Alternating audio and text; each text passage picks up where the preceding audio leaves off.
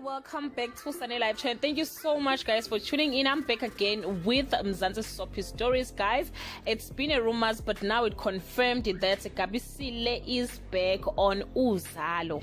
We last saw her where she was confessing her sins of killing Kabanga's wife and son Kehla. Kabanga was very angry that time, assumed he killed Gabisile and threw her body in the river. We later learned that she was found by Good Samaritans alive, hence she is back on our screen. August Tears by TBSA reveals that she will come back on the 20th of August and she will ask for forgiveness from the church members in the community and plead to be accepted again. The big question is, will she be arrested for her sins? We are about to find out.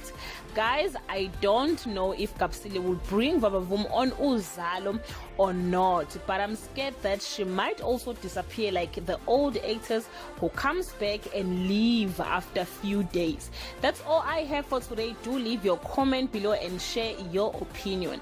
And that note, thank you so much, guys, for watching this video. See you on my next upload. Bye.